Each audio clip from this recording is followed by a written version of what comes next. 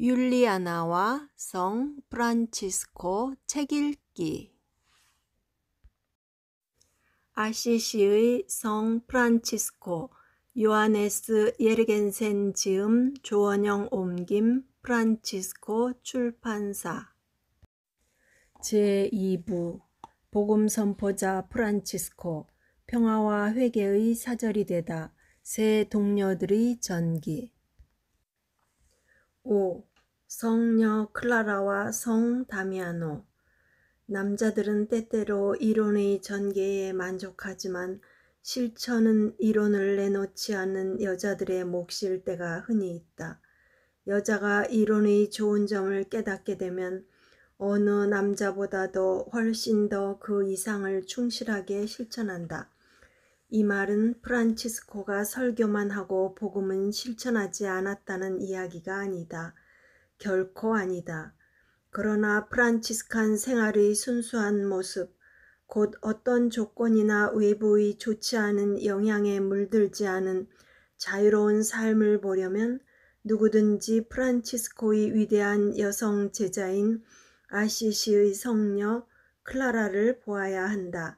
그녀는 자신을 프란치스코 형제의 작은 나무라고 불렀다. 그녀는 진정 프란치스칸 삶의 꽃이었다. 700년이 지난 지금도 그녀가 살던 곳을 방문하는 사람은 독특함과 순수함으로 사람의 마음을 사로잡는 그녀의 향기를 맡을 수 있다. 클라라는 1194년 아마도 7월 11일에 태어난 것 같다. 그녀의 아버지는 쉬피가의 파바로네, 어머니는 퓨미가의 오르톨라나이며 스테르페토에 속하였다.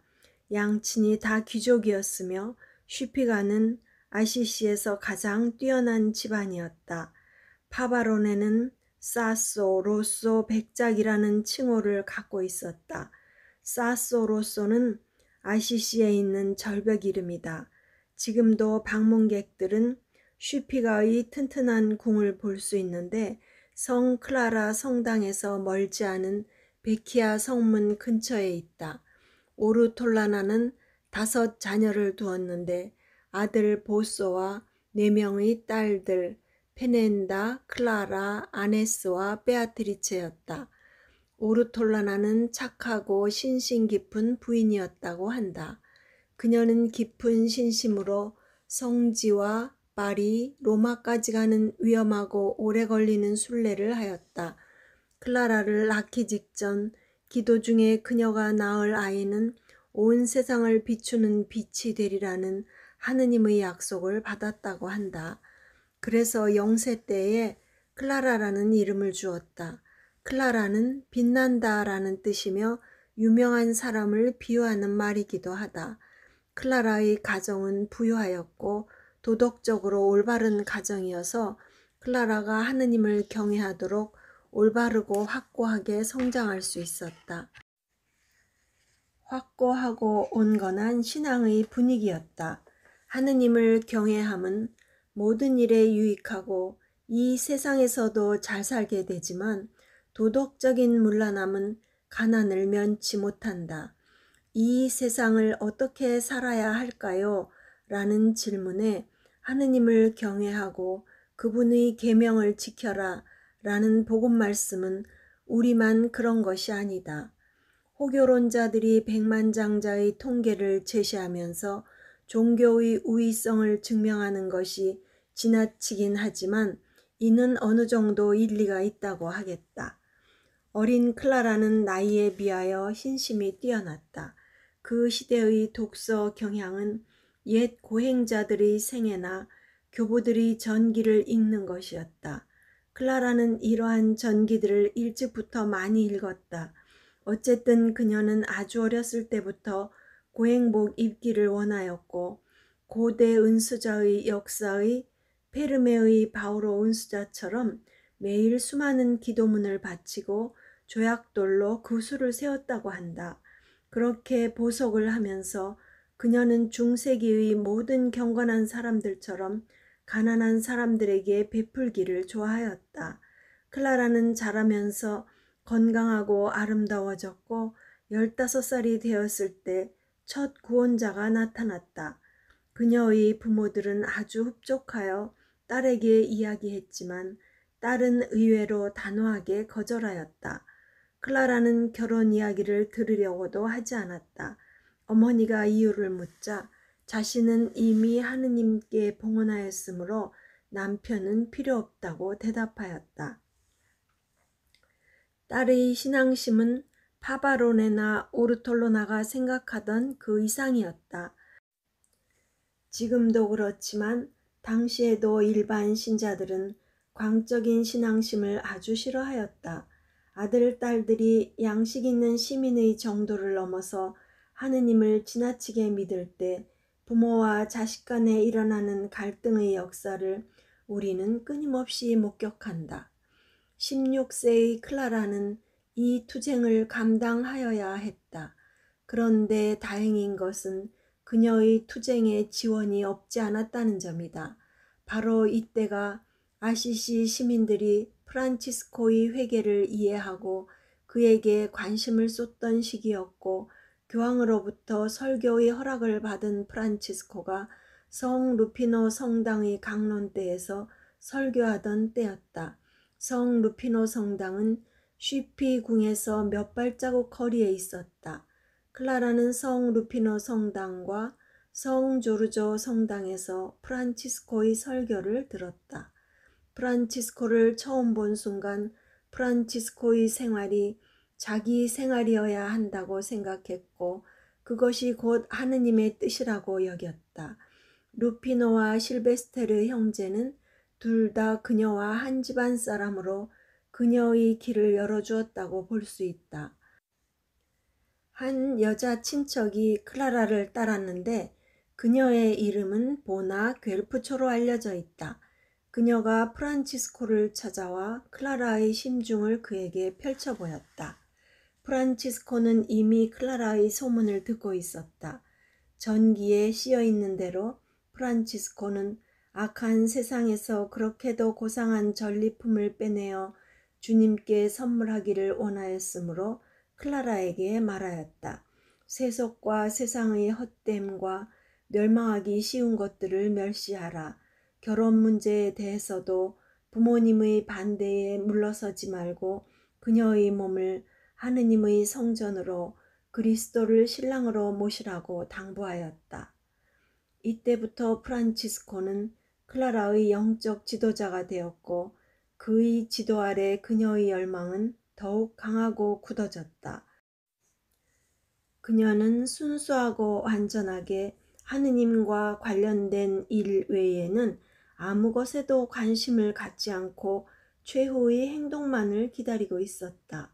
부모가 원한다고 해서 자신을 한 남자에게 주는 것은 아무래도 하느님께 대한 의무가 아니라고 생각하였다. 그녀는 1212년 사순절 성 조르조 성당에서 프란치스코가 세속을 가벼이 여길 것과 자발적인 가난과 하늘나라를 그리워하고 십자가에 못 박히신 우리 주 예수 그리스도의 옷벗김과 거룩한 순한 고통에 대하여 설교할 때 그 당장에 떠나고 싶은 충동을 억제할 수가 없었다. 그녀는 자신의 고급스러운 옷을 벗어버리고 예수님처럼 프란치스코처럼 마음의 고요와 노동, 기도, 평화와 기쁨 속에서 살고 싶은 열정으로 불타올랐다. 마침내 새로운 생활에 대한 열망이 절절해지자 그녀는 더 이상 기다릴 수가 없어서 프란치스코에게 생활 방식을 바꿀 결심을 말하였다. 이에 프란치스코는 클라라가 세속과 작별할 때를 성지주일 밤으로 정하였다. 성지주일 밤은 이 세상의 기쁨을 우리 주님의 고통과 슬픔으로 바꾸는 밤이었다. 클라라는 1212년 3월 18일 이 성지주일을 가장 경건하게 보냈다. 그녀는 가장 좋은 옷을 입고 어머니와 언니, 동생들과 함께 성당에 갔다. 그날 아시시 여자들 중에 클라라 쉬피처럼 아름다운 머리 모양과 축일 옷차림으로 꾸민 여자는 없었다. 성지 주일 전례는 그리스도의 예루살렘 입성을 기념한다. 종려나무를 상징하는 올리브 가지를 사제가 축성한 후 신자들에게 나누어 준다. 신자들은 성가대가 아름다운 옛 성가를 부르는 동안 행렬지어 성당으로 들어온다. 히브리 아이들이 올리브 가지를 손에 들고 주님을 마중 나가며 외치는 환호소리, 높은 데서 호산나. 사람들이 행렬지어 들어오면서 제대 앞 난간에 와서는 미사 집전 사제인 귀도주교에게서 축성한 올리브 가지를 받아갔다. 오직 한 사람만이 나오지 않고 자리에 앉아 있었다. 클라라 슈피였다. 그녀는 이제 막 실행하려는 큰일을 생각하며 감정이 북받쳤다. 그녀는 늘 이 성당에서 어머니와 언니, 동생들과 함께 나란히 앉아서 미사에 참여하였다. 언제나 그러리라고 생각하였다. 그런데 오늘이 마지막 날이다. 오늘 그녀는 아무것도 모르는 가족들과 영원한 작별 인사를 하려는 것이다. 어린 시절과 소녀 시절을 보낸 그녀의 집이 오늘 저녁으로 마지막이 될 것이다. 온유한 어머니, 귀엽고 매력적인 동생들, 가족들의 애정과 신뢰를 생각하며 클라라는 울었다. 행복하였던 나날들, 혈육의 뜨겁고 끈끈한 정, 이 엄숙한 시간에도 그녀의 가슴은 미어지고 찢어지는 듯 했고 뜨거운 그 무엇이 목젖을 타고 올라왔다. 그녀는 결국 울음을 터뜨리고 말았다. 연약한 여자로서 어쩔 수가 없었으리라. 그녀는 새색시가 부모 곁을 떠날 때처럼 그렇게 울었다. 귀도 주교는 머리를 숙이고 흐느끼는 그녀를 보았다. 그러는 그녀를 귀도 주교는 충분히 이해했다. 아마 귀도 주교는 프란치스코를 통해 그 일을 미리 알았을 것이다. 어쨌든 주교는 그녀의 자리로 와서 성지 가지를 주었다. 그날 밤 클라라는 몰래 집을 나갔다. 막아놓은 장작 더미를 혼자 치우고 뒷문을 열고 큰 길로 나갔다. 보나 괴르부초가 그녀를 포르지온꼴라로 인도하였다.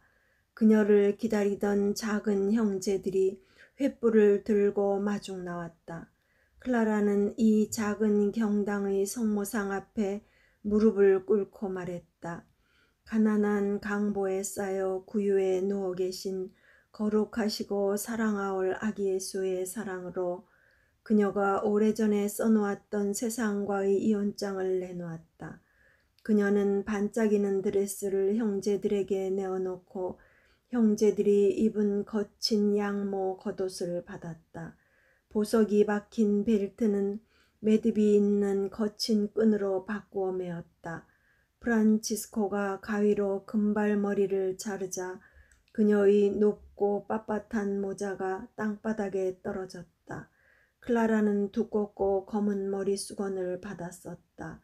축일에 성당에서 신었던 수놓은 화려한 신발 대신 맨발의 나무 샌들을 신었다. 그리고 그녀는 3가지 복음적 권고를 서약하고 형제들처럼 프란치스코를 장상으로 모시고 순명할 것을 약속하였다. 지체 높은 집안의 귀한 딸 클라라 쉬피가 클라라 수녀가 된 것이다. 프란치스코는 그날 밤 베네딕토 회인 성 파울로 수녀원으로 그녀를 데리고 갔다. 그 수녀원은 이솔라 로마네스카 근처에 있었는데 그곳에 클라라를 임시로 맡겼다. 클라라의 일은 당연히 오래 감춰질 수가 없었다.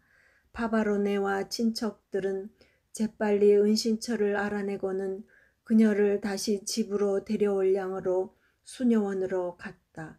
그러나 18세의 소녀는 요지부동이었다. 빌어도 안 되고 달래도 안 되고 어떠한 약속도 허사였다. 아버지와 삼촌들이 폭력을 쓰려고 하자 그녀는 성당 안의 제대에 매달려서 머리수건을 벗었다.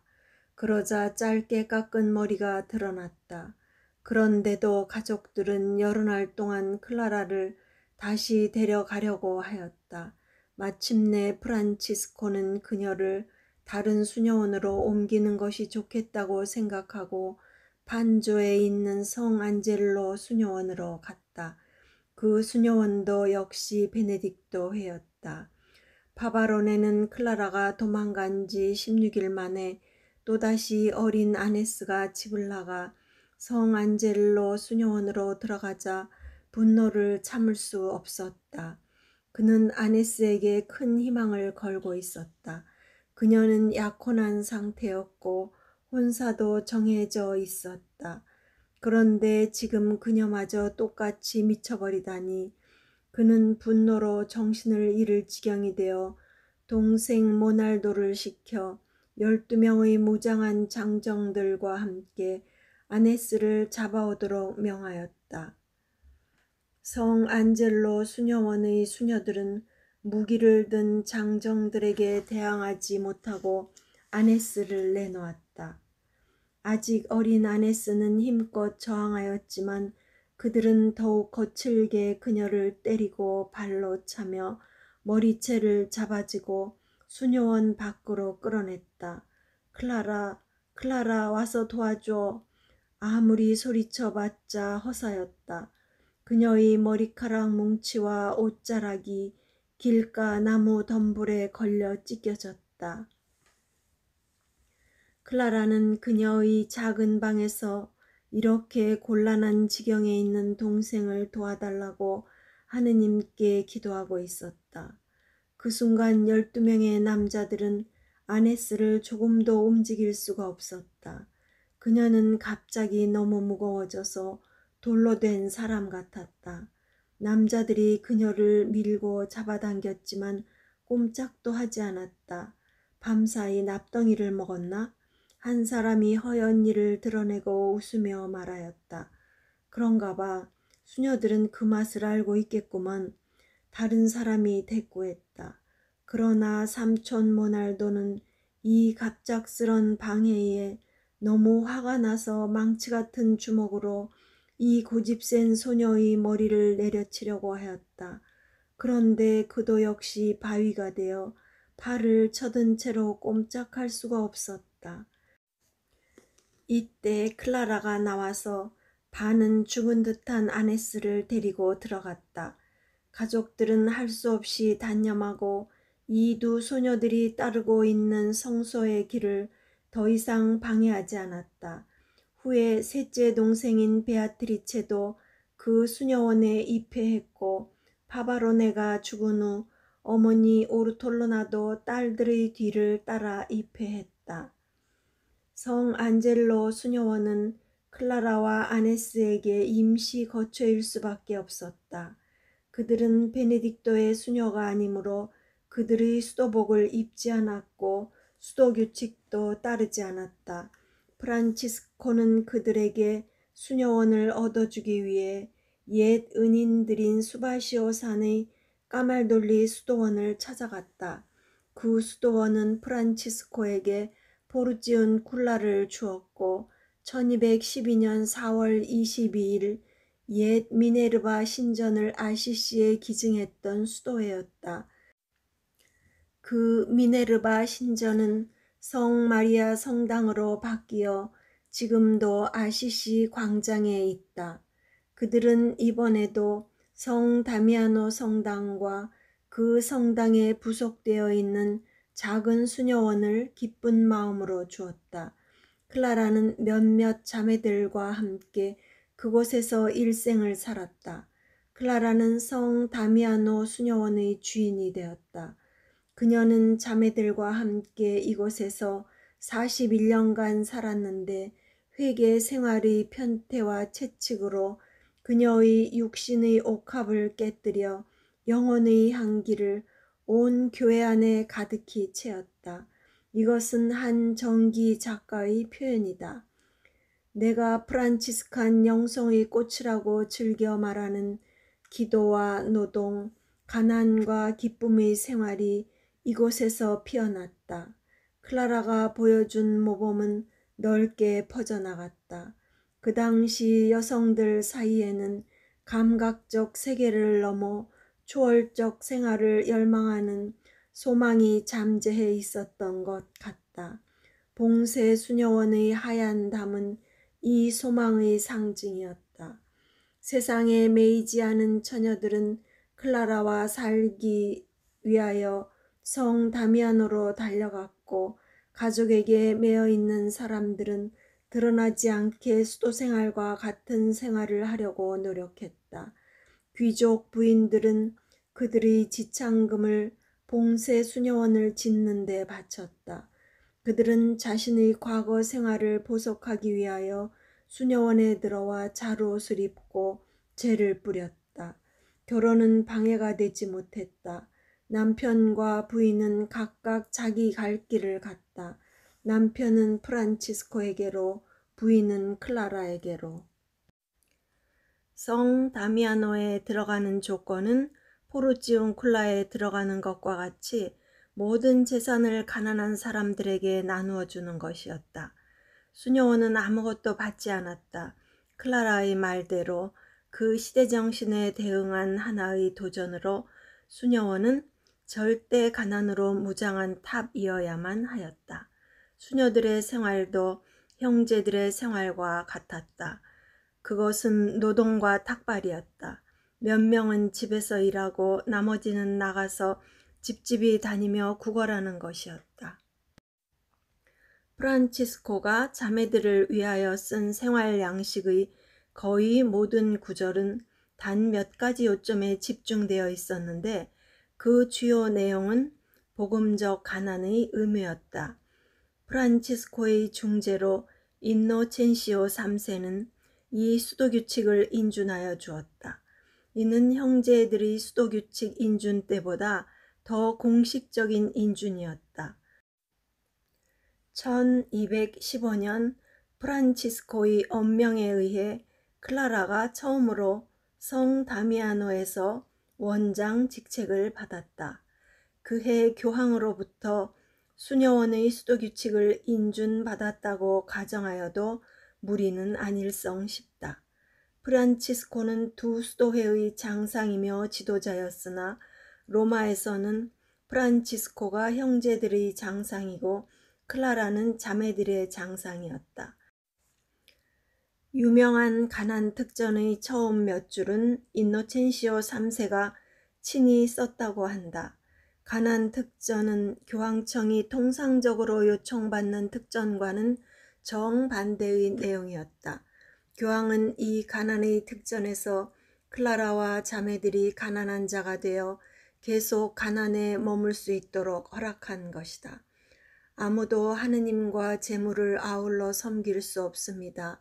라는 말씀대로 가난을 크리스천 완덕의 기초로 본 프란치스코의 생각과 클라라의 생각은 일치했으며, 일에 대해서도 두 사람의 생각은 일치했다.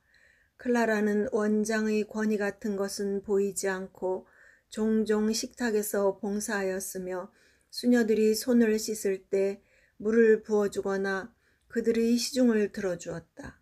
장상으로서의 그녀는 대접받으려 하지 않고 자신의 일을 스스로 하였다. 그녀는 환자들을 직접 돌보았는가 하면 아무리 불쾌한 일이라 해도 외면하지 않았다. 수녀들이 밖에서 돌아오면 그들의 발을 씻겨주었고, 밤에는 일어나서 이불을 걷어차는 수녀들에게 이불을 덮어주곤 하였다.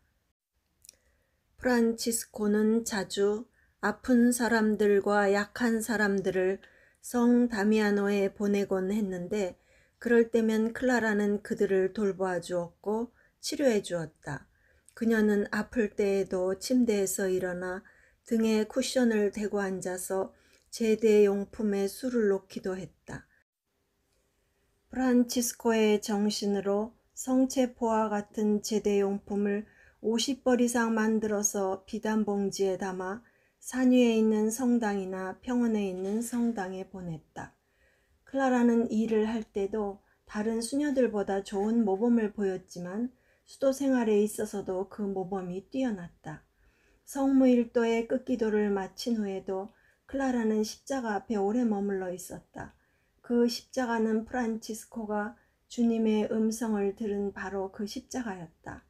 또 밤이고 낮이고 언제나 밝혀져 있는 성체 등 앞에 오랫동안 남아있곤 했다.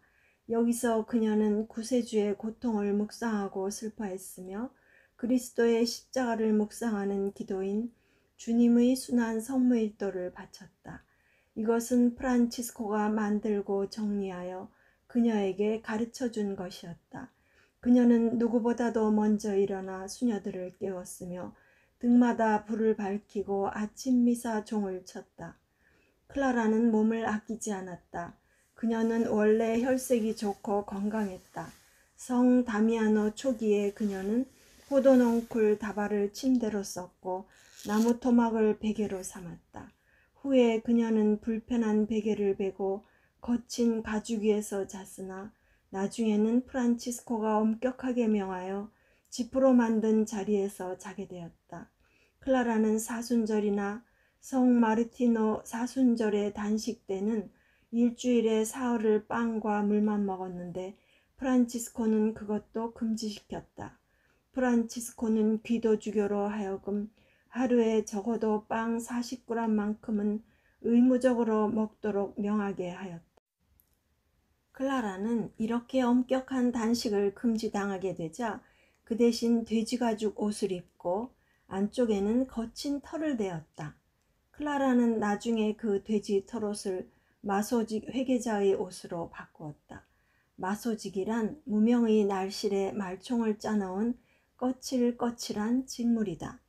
오랫동안 기도를 한 후에 성당에서 나오는 그녀의 얼굴은 빛났고 그녀가 하는 말에는 기쁨이 넘쳤다. 한 번은 성수가 성혈의 상징이라는 의미에 너무 심취한 나머지 하루 종일 수녀들에게 성수를 뿌리며 그리스도의 상처에서 흘러내리는 구원의 강물을 절대로 잊지 말라고 애원조로 권하였다. 어느 성목요일에 그녀는 영에 깊이 침잠되어 24시간 동안이나 깨어나지 못한 적이 있었다.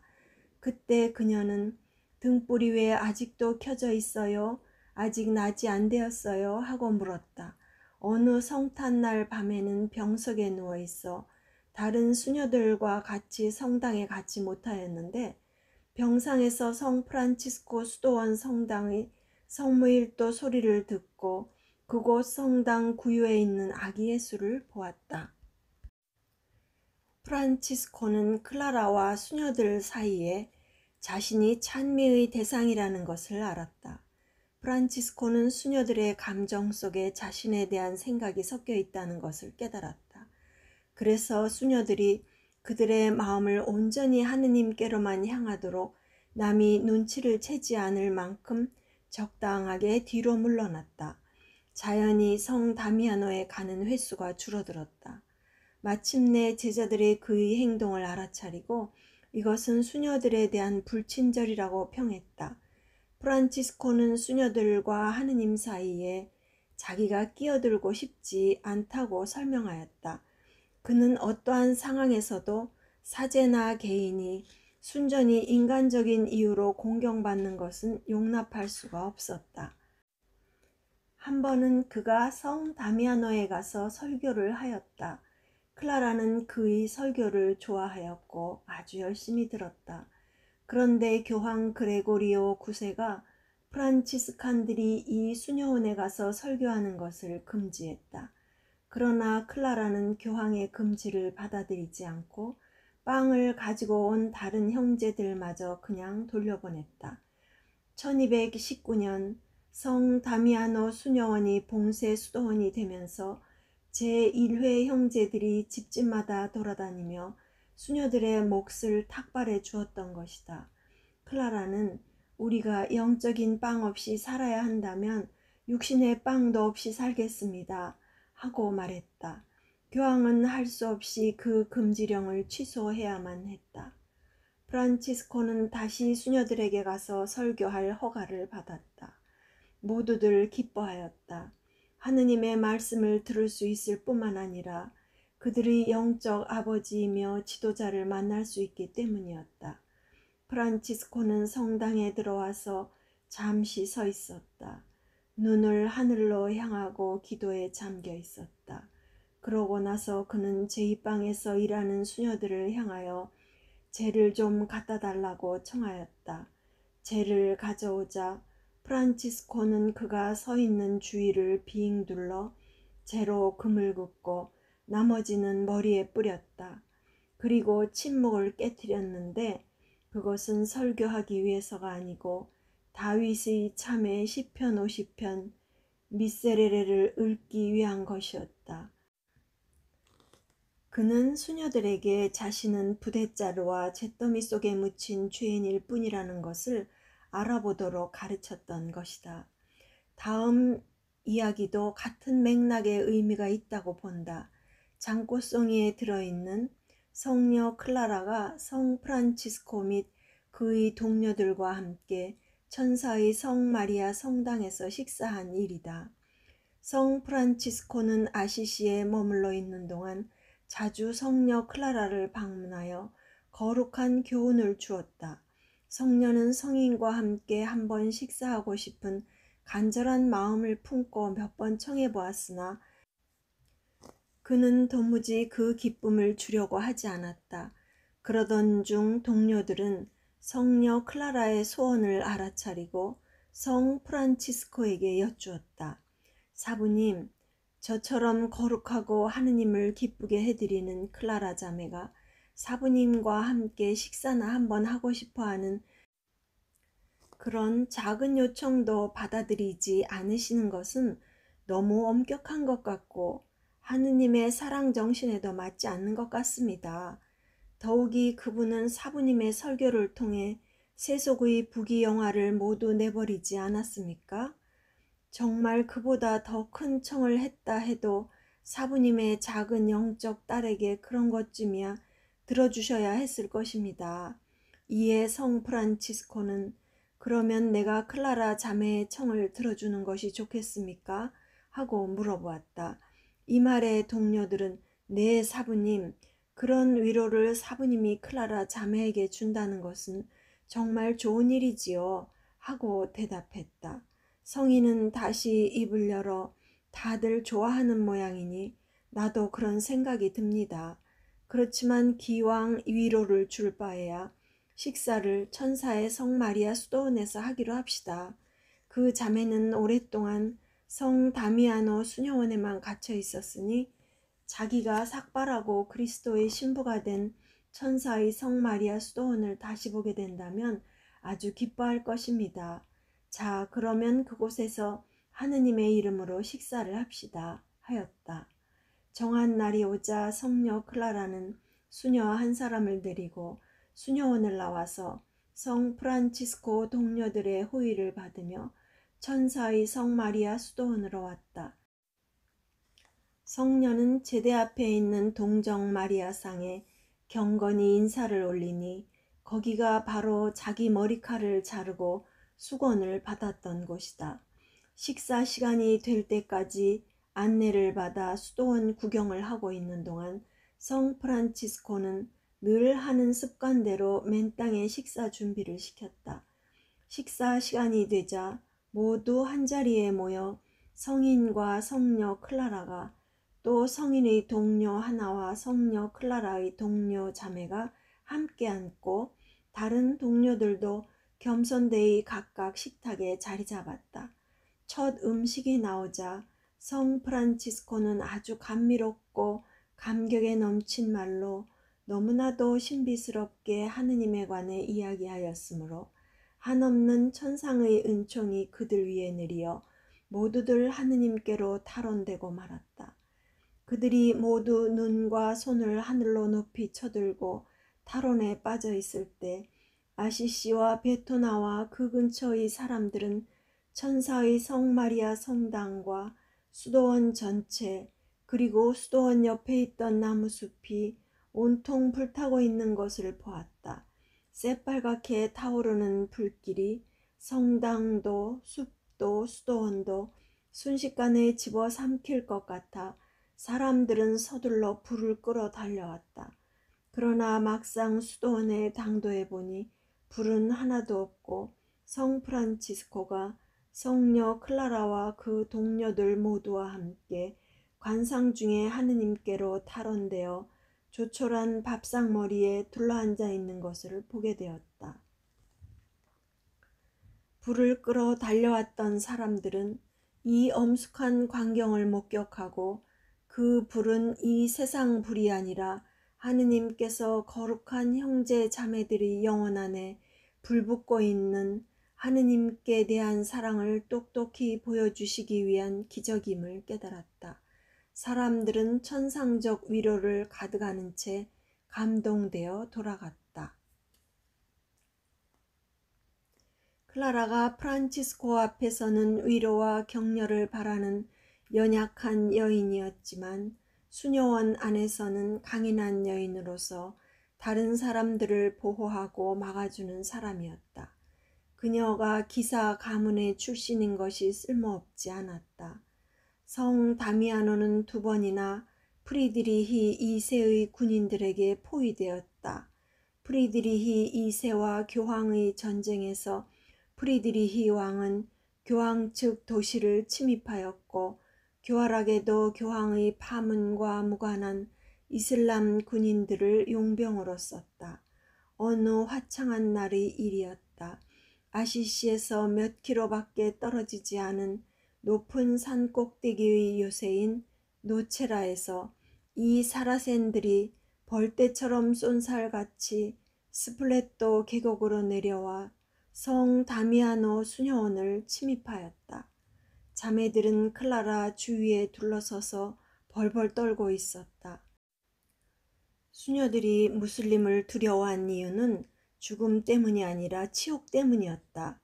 자주 병중에 있었던 클라라는 그때도 아파 누워 있었지만 용감하게 일어서서 잠긴 문으로 갔다. 자신이 앞장서서 위험을 막고자 함이었다. 그 다음 그녀는 성당에서 은과 상아로 된 성압을 꺼냈다.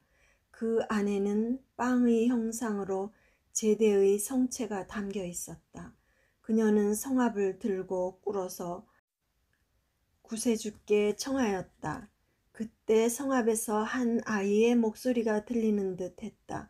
그 목소리는 나는 언제나 너의 보호자이다 라고 말했다. 그녀 안에서 힘이 솟았다. 그녀는 신뢰심을 얻었다.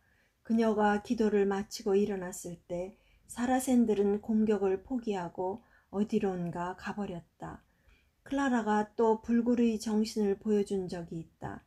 1220년 모로코에서 순교한 5명의 프란치스칸 첫 순교자들에 대한 소식이 이탈리아에 전해졌다.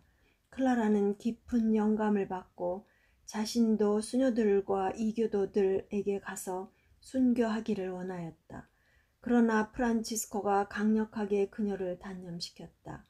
그녀는 가난 서약을 충실히 지키기 위하여 교황과 맞섰다. 그녀는 교황과의 투쟁에서 아주 확고하고 영웅적인 모습을 보였다.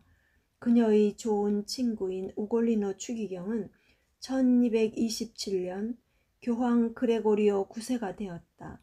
교황은 좋은 의도에서 다른 수녀들처럼 그들도 평화롭고 고요하게 살 수 있도록 얼마간의 부동산을 수녀원에 부여하고자 하였다. 그러나 클라라는 완강히 거절하였다.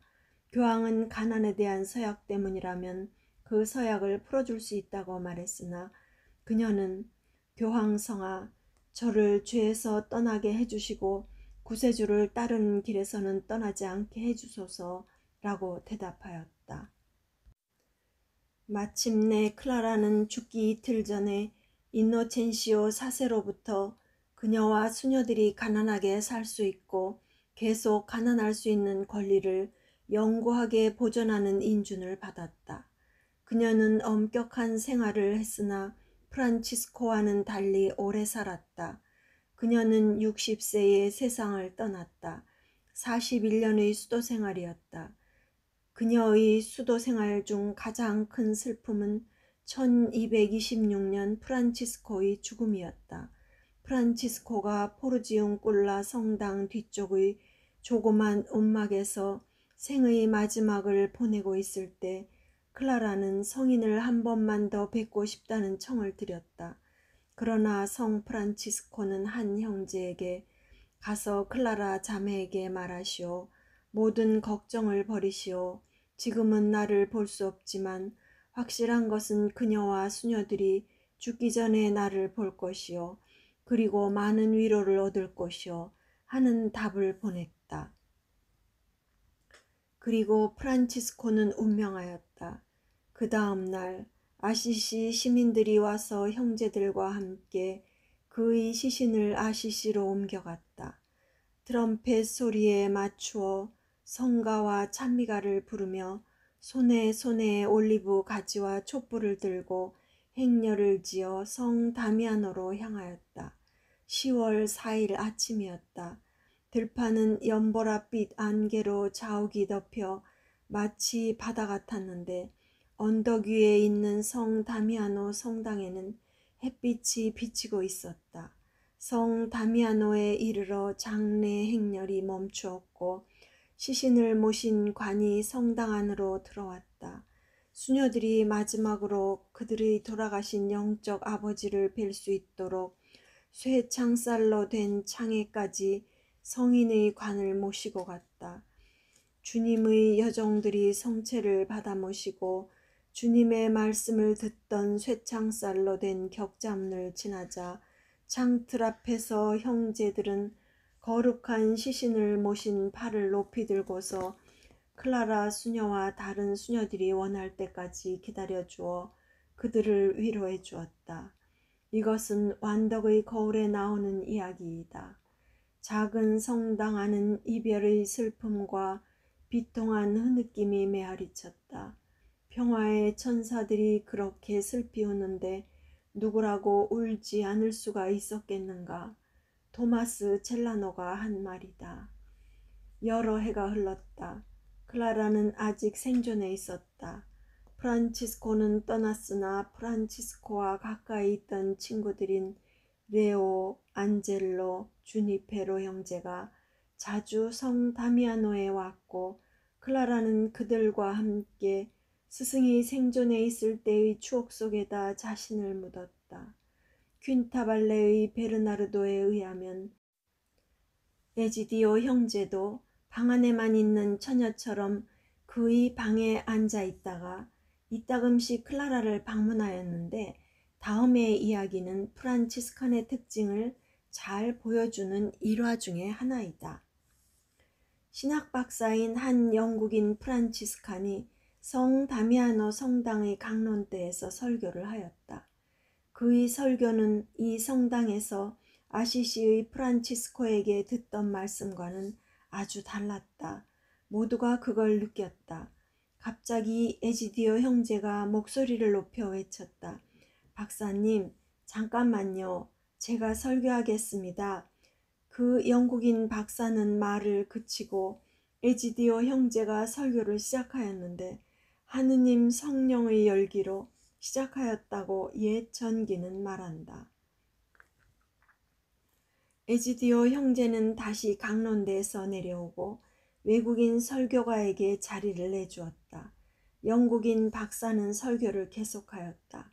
클라라는 이 일을 보고 그녀가 죽은 사람을 다시 살려낸 것보다 더 기뻐하였으니 신학 박사의 모습 때문이었다. 한 평신도 형제가 대신 설교하겠다고 하였을 때 겸손하게 자리를 내주고 조용히 있다가 다시 계속하는 것은 바로 우리의 거룩하신 아버지 프란치스코께서 원하시던 것이었기 때문이었다. 드디어 성녀 클라라도 죽음의 음성을 들을 때가 왔다. 28년 동안 그녀는 병고의 희생자였다. 그리고 1252년 가을 그녀는 죽음이 가까워진 것을 느꼈다. 그러나 아직 그녀의 필생 사업이 이루어지지 않았다.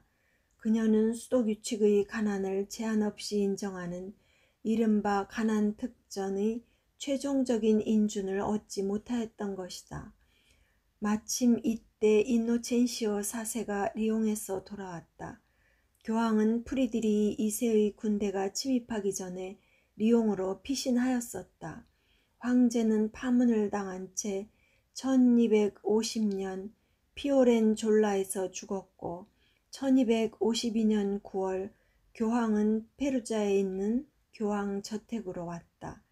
교황궁이 움브리아의 수도에 자리 잡게 되자 라이날도 추기경이 성 다미아노를 방문하였다. 그는 자매들의 보호자이며 지지자였고 후에 교황 알렉산데르 4세가 된 분이었다. 추기경은 클라라에게 성체를 영해주었고 클라라는 추기경에게 교황으로부터 특전의 허락을 받아달라고 애원하였다. 교황은 다음 해 그의 수행자들과 함께 아시시에 와서 병상에 있는 클라라를 방문하였다. 클라라가 관습대로 교황의 발에 친구하기를 원하자 교황은 그녀의 편의를 위하여 의자 위에 발을 올려놓았다. 그녀는 교황께 강복을 청하며 그녀의 죄를 완전히 사해줄 것을 요청하였다. 나의 딸이여, 나도 그대처럼 하느님께서 용서하실 것이 그렇게 거의 없다면 얼마나 다행이겠습니까? 하고 인노첸시오 교황은 한숨을 쉬었다. 교황이 떠난 뒤 클라라는 주위에 모여있는 수녀들에게 말하였다. 나의 딸들이여, 주님을 찬미합시다. 오늘 아침에 나는 그분을 모셨고 땅 위의 주님의 대리자를 배울 수 있는 영광을 받기까지 하였습니다. 그 후 수녀들은 클라라의 침상을 떠났다. 아네스는 피렌체 근처에 있는 몬티첼리 수녀원의 원장으로 언니와 30년간 헤어져 살았는데 이제는 언니의 침상 옆에 꿇어앉아서 눈물만 흘리고 있었다. 성녀는 그렇게 누워서 매일매일 죽어가고 있었다. 2주 이상을 그녀는 아무것도 먹지 못했다. 그래도 아직 힘이 남아 있었다. 그녀의 고해 신부는 잘 참아내기를 권하였다. 나는 하느님의 종인 프란치스코로부터 우리 주 예수 그리스도께서 내리시는 은총에 대해 알게 된 후로 저에게 주어진 어떠한 고통이나 보속도 힘들지 않았고 어떠한 질병도 큰 고역이 아니었습니다. 그녀는 포르지움꿀라에 있는 친구들을 부르러 사람을 보냈다. 레오, 안젤로, 주니페로 형제에게 와서 주님의 순한 복음을 읽어달라고 부탁하였다. 그들이 왔다. 레오 형제는 침상 옆에 꿇어앉아 울면서 딱딱한 집단 자루에 입 맞추었다. 주니페로 형제는 하느님의 소식 이야기 보따리를 풀고 안젤로는 흐느끼는 수녀들을 위로하였다. 들리는 것은 흐느끼는 소리뿐이었다. 클라라의 높은 음성이 들렸다. 그대의 앞길에 좋은 안내자가 있으니 두려워하지 마라. 두려워하지 말고 앞으로 나아가라. 그대를 창조하신 하느님께서 지금까지 그대를 성화시켜 주셨도다. 주님은 언제나 그대를 보호하셨고 어머니가 아이를 사랑하듯이 그대를 사랑하셨도다. 오 주님, 주님이 저를 창조하셨기에 저는 주님을 찬미하나이다. 클라라는 기도를 마친 후 눈을 뜨고 잠시 조용히 있었다. 누구와 이야기하고 계신 거예요? 한 수녀가 그녀에게 물었다. 나의 축복받은 영혼과 이야기하고 있어요. 오, 내가 지금 바라보고 있는 영광의 임금님이 자매의 눈에도 보이나요? 클라라는 경건하게 물었다. 모두들 눈물을 흘리면서 운명하는 클라라를 바라보고 있었다. 눈물이 앞을 가렸다. 그러나 클라라는 이제 아무것도 보지 않았다. 클라라는 방문만 바라보았다. 아, 문이 열렸다. 그러고는 영원한 아버지 나라에서 빛나는 흰 옷에 머리에는 금빛 띠를 두른 한 무리의 하늘나라 동정녀들이 클라라를 데리러 왔다. 그중 한 분은 키가 더 크고 더 아름다웠다.